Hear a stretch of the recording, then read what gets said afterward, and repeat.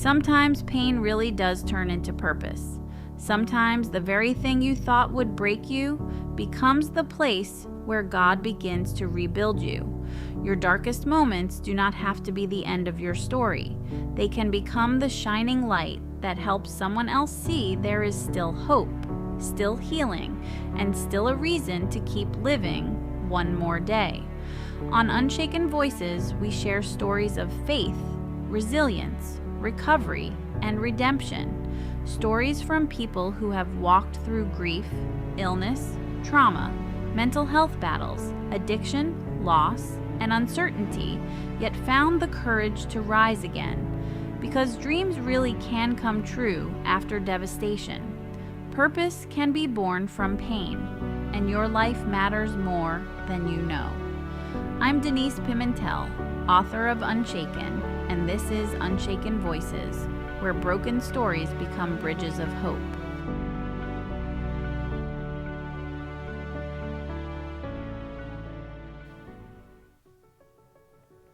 Welcome back to Unshaken Voices. I'm Denise Pimentel, author of Unshaken, a true story of a bleeding mind, broken body, and buried grief. I'm also a mental health advocate, and this week's episode is coming straight from my heart. Recently, I had the honor of being invited to the New Jersey Governor Council's event to be one of 7 different authors who were invited to go and participate in the Governor Council's event on mental health stigma, trying to break the stigma attached with mental illness. And that experience just really reminded me of something powerful, because our stories aren't just our stories, right? They become lifelines, or they can become lifelines for other people. They can also become these bridges that allow people to cross over from one side to another. They're the very thing that God is using to help someone else believe that they also are not beyond healing, they're not beyond hope, and they're especially not beyond purpose. So today, I'm going to talk about what happens when the pain that we once wanted to hide from the world, from our families, actually becomes the platform that can be used by God to help someone else.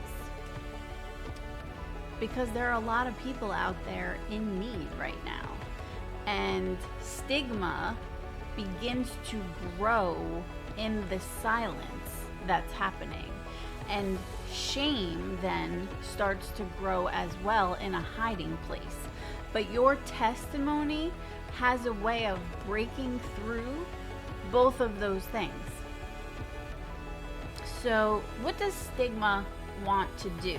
Stigma, like I said, it wants to silence us, right? So for so many years, people have been afraid to speak honestly about their mental illness or their addiction, or seasons when they just completely fell apart. And it happens all the time to so many people. And I understand that fear because I lived that fear. And I understand what it feels like to wonder, well, what are people gonna think of me if they actually know the truth about me that they don't know? Will they lose respect in me, or will they still be able to trust me and love me as a person? Maybe my boss won't think that I'm actually capable if they know the truth about me. Or will people from now on only see a diagnosis when they look at me? Oh, they're bipolar. I wonder if they're gonna be crazy today. Are they only going to see the breakdowns that happen to you in your life? Or The parts of the story that you wish you could erase, but you can't because they're a part of you. They're a part of your story, your book that is being written day after day. And this is what stigma does. It takes the one chapter or two or three or four in your life and it tries to make it your entire book, your entire identity. It says, you're not you, you're just that diagnosis. You can't be any more than that. It says you are just your lowest moment. You can't get any higher. You've become what actually happened to you, what actually experienced, those manic moments that I've lived. And stigma makes people misunderstand who you actually are. But, your faith can say something different about you. Your faith can say you're still a person despite everything you have been through, poor decisions you've made, and you're still called for a purpose because you're still worthy. You're going to take that story because you're still standing here. And there's a reason for that, because your testimony matters and your testimony can help someone else see another day. When even just one person stands up and says, yes, I've walked through this darkness, but you know what? I was there, but now look at me. I'm still standing, and I'm going to use that to give someone else permission to believe they can still be standing too. Mental illness isn't a character flaw. It's one of the greatest lies that stigma tries to tell you, that mental illness is a weakness. It makes you less than someone else. But mental illness isn't a character flaw, because I believed that for many, many, many years. And maybe you do too. Mental illness is also not something you got because you were lacking in faith. Sometimes people believe, well, your faith isn't strong enough. Lean on that and that will get you through it. It also doesn't mean you're less intelligent than someone else, or you don't have as much strength as someone else. Those are all deceptions and lies that are not true. It's not something that's going to make a person less valuable or less capable or less loved. I know this because I've lived it, but I've also thought that way. I allowed for decades stigma to make me feel like less of a person. I know what it's like to carry a diagnosis, and now I know what it is to take that diagnosis and see it as a calling, because I've been broken, but now I'm taking that brokenness and using it to help others through my story. When you feel shaken up or buried by your illness and you discover that, you know what, my story isn't over yet. I wrote the book about it, but you know what? Doesn't mean my story's over. Now I take that book and I use those chapters to help someone else. Yes, my story includes bipolar disorder. It includes having a stroke once everything seemed put together. Grief of loss, traumas, moments I didn't think I would survive.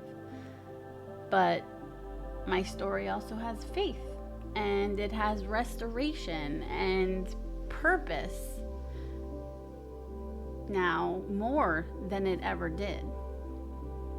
It includes God meeting me in places that I never thought He would ever use.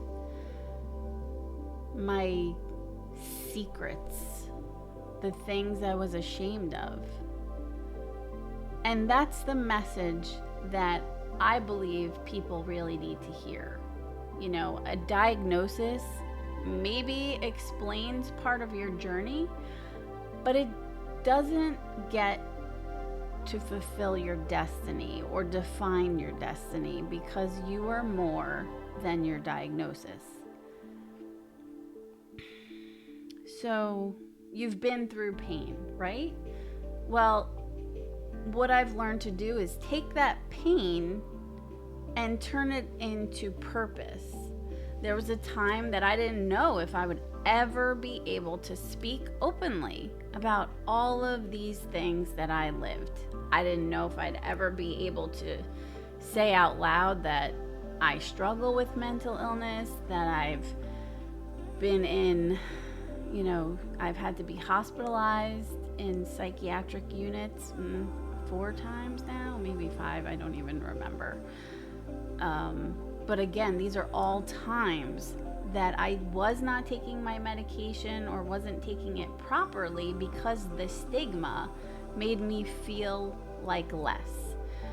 So I didn't know if I was ever going to be able to talk about all of these things that happened to my mind, my body, my faith, and my identity, because it's really hard to hold on to your faith when you're going through extremely tough times.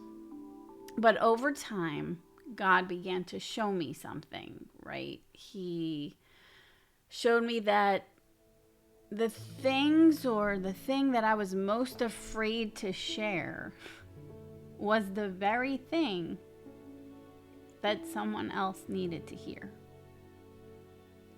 Not because my story is perfect. It's far from perfect. There's a lot of things in there. And healing has not been easy. I don't have all the answers to this, but I do know that my story needs to be heard by people so that they know that survival is possible and recovery is possible and stability is possible, because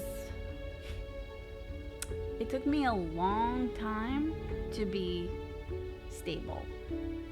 And families can heal from extreme damage, and your body can recover. Your mind can be restored. But really, purpose can rise out of these places that were so dark and it looked like it would be impossible.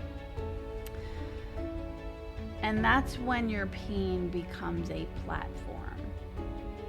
I'm not saying that you have to tell the world and write a book, but telling your story to someone else who's struggling can help them get through what they're going through. We can stop letting our shame bring us down.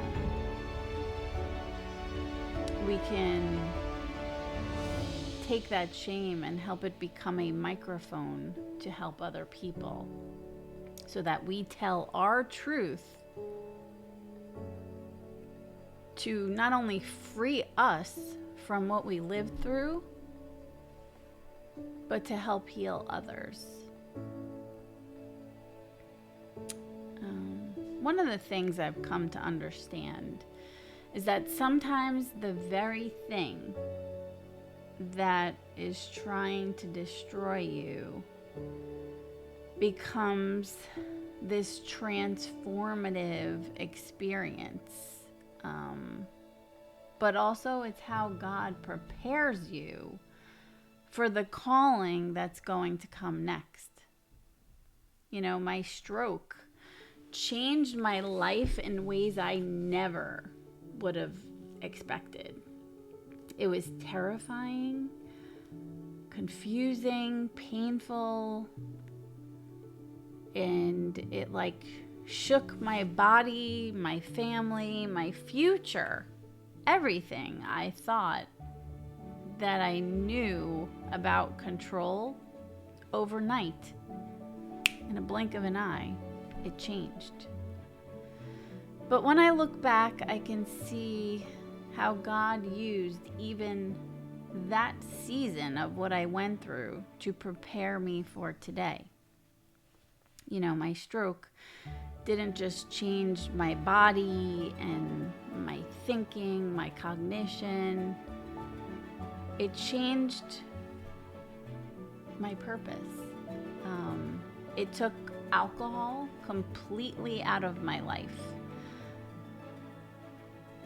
I haven't had a drink since, I guess, November or October of 2024. It's been completely taken out of my life. Doesn't mean I don't think about it every once in a while, but not knowing why it happened, they never figured it out. It just makes you even more wanting to be healthy, you know, but it also made me tell the truth. I had to come out and tell the doctors that, and my husband and my family, that I hadn't been taking my full dose of medication, psychiatric medication, and I was kind of trying to manage things my own way, you know, and now I take my fully prescribed dosage. I also had to become honest with my husband, and almost losing me bonded us in a way that I can't even explain. So now I was taking my full dosage of medication. You know, I wasn't trying to manage everything on my own. And like I said, the bond between my husband and I honestly can't even explain, because when you almost lose someone, you know, the person you love most in the whole entire world almost dies, and you walk through that kind of fear together, something deeply changes. And, you know, you have your greatest love, your soulmate, standing beside you through these scariest valleys in your life. You both become, you know, you come out of that and you're still together, you're still holding on. The gratitude there, words can't even touch. It's not the kind of love that looks perfect from the outside. Obviously, no relationships are perfect. It's deeper than that. It's the kind of love that's been through the emergency hospital room. I can't really explain it.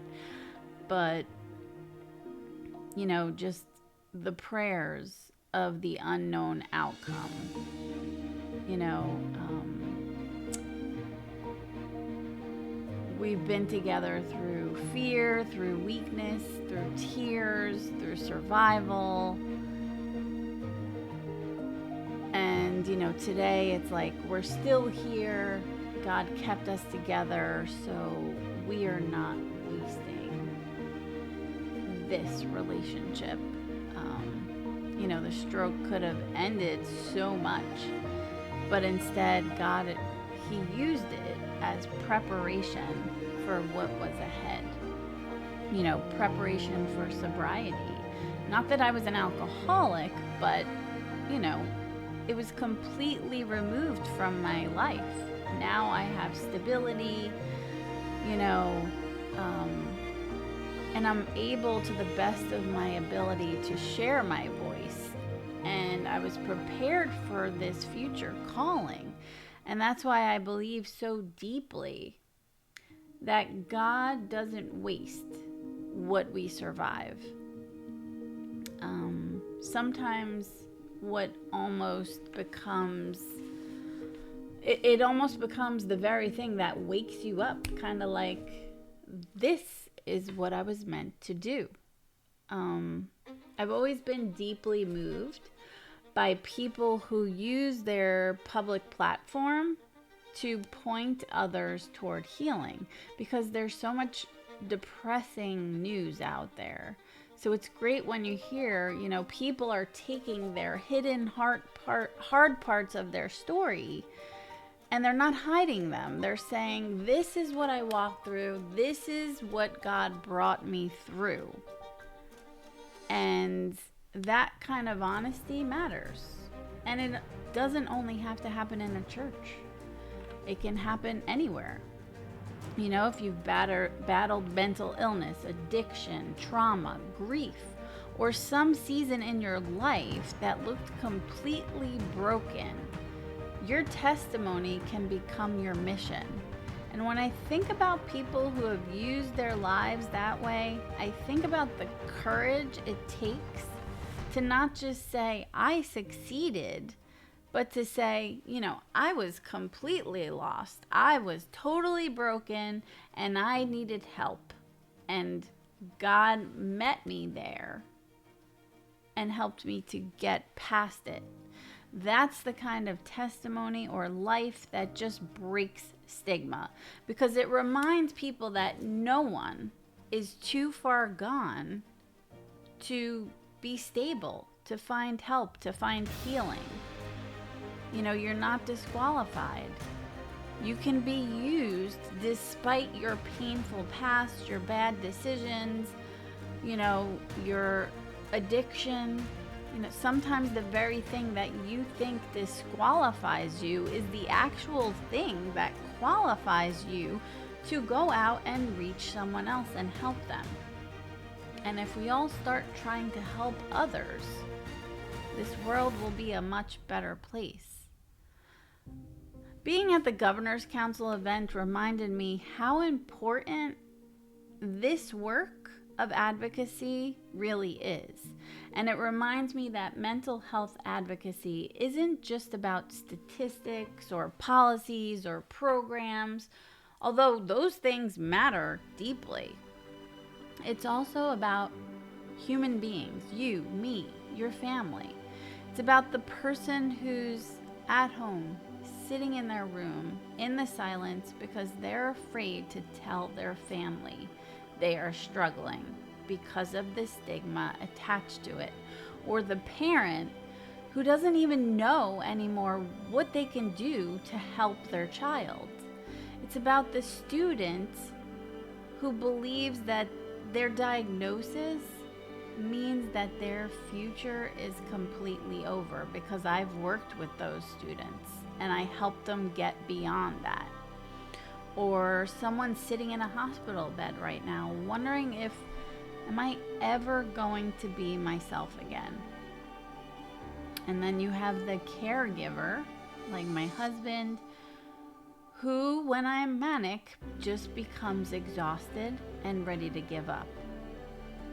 But there are survivors out there where on the outside, they look fine. People would never know I had a stroke, but they're still battling things that people can't see. And we're trying to create a world where there's not shame in seeking help.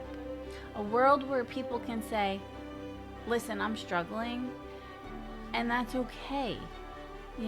They're not going to be judged. They're going to feel compassion. This world where mental illness is treated with some dignity and seriousness, as a physical illness. Recovery shouldn't have to be hidden in the shadows. It should be shared as proof that your healing can happen. I want to speak directly to the person listening today who feels ashamed of their story.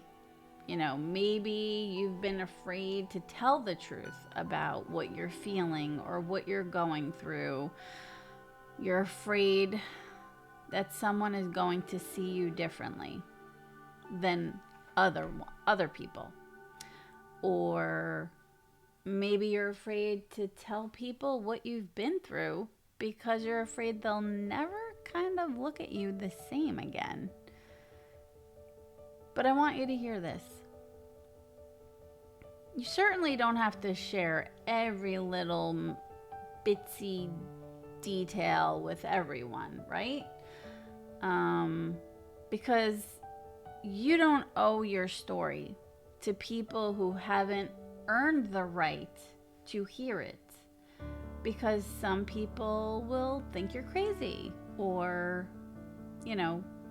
just look down on you.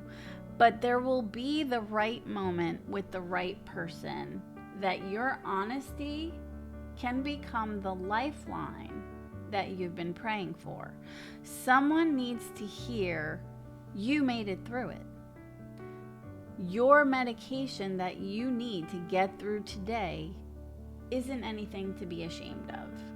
Or the therapy session that you had yesterday is not a sign of weakness.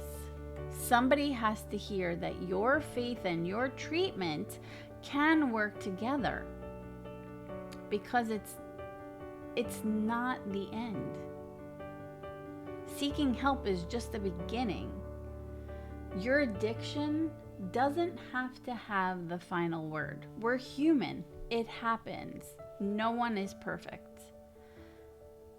Someone's grief can help another person grieving. And your story can be restored to other, just by you helping other people. Maybe someone's listening right now, and maybe that someone is you. Your life can be restored. One thing I feel very strongly about is this. Faith and treatment, science, medication, therapy, psychiatry, they're not enemies.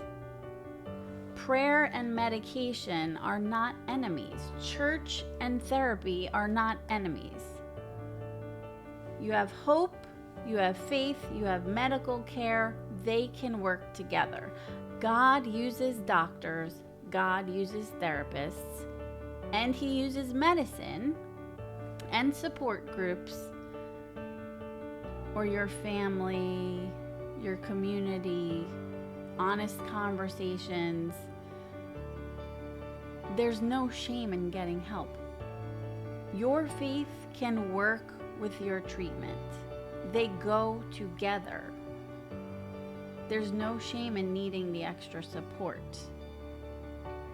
It's okay to say, listen, I can't do this on my own anymore. I need help. In fact, sometimes the bravest prayer we can pray is, Lord, help me. I accept the help that you have given us in this world to get me better. That's a great way to go. When I say I'm unshaken, it doesn't mean that I'm untouched by the pain, or I haven't been hurt by the life that I've lived, or I've never fallen apart, because there are some days I still fall apart. I don't mean that I've never questioned or cried or grieved or struggled. The title of my book, Unshaken, doesn't mean the storm never came. That's not what I'm saying. It means that storm that came doesn't get the final word in my life. It means that God was still present in every hospital stay, in every diagnosis, through the grief, through the recovery, through the rebuilding. He's in it all. But so are the doctors and the medication and the treatments. Being unshaken means I may have been broken, but I wasn't abandoned. I was wounded, but I'm not worthless. People misunderstand me, but it doesn't mean that I'm forgotten. You know, life shook me, and you would see that in my book. But as much as I was shaken, I was still being held by God through it all. So in closing today, I want to leave you with this. Your pain doesn't need to be wasted, and your diagnosis does not define you. The past that you're embarrassed of maybe doesn't disqualify you from your future mission. You know, any breakdowns you may have had, they are not the end of your story. Your recovery can become someone else's roadmap to getting where you are today, because your testimony brings hope. And the thing you once wanted to hide, maybe just one day will become the very thing that God is going to use to help someone else step out of the shame and the hiding into the healing. And this is why we speak. This is why we advocate and tell the truth about what we went through, because all we can do is try to break this stigma. Every time someone says, this is what I survived and I'm still standing here, a little more of that darkness and shame and stigma starts to lose its power. We may not change everyone's mind, but we can try. That's all we can do. Thank you for listening to Unshaken Voices. If this episode encouraged you, please share it with someone who may need to be reminded that their story isn't over. And remember, you are not the label or diagnosis you were given by a doctor. You're not your darkest chapter that you've lived through, and you are not what tried to break you, because you're still here, you're still loved, you're still on a mission and a journey and called to do something important in this life. And you can continue to be unshaken. Until next time, keep turning your pain into purpose and keep using your voice to bring hope into the places that need it the most. I'm Denise Pimentel, host of Unshaken Voices and author of Unshaken. To hear more stories of faith, resilience, healing, mental health, recovery, and hope, check out Unshaken Voices on Apple Podcasts. You can also learn more about my book, my story, and my advocacy work at glorifiedwriting.com. To help me spread this message of hope, please follow me on Facebook, Instagram, LinkedIn, and X, and subscribe to my YouTube channel for updated videos, podcast clips, and encouragement. Every listen, follow, and share helps remind someone that their life matters, their story is not over, and hope is still alive.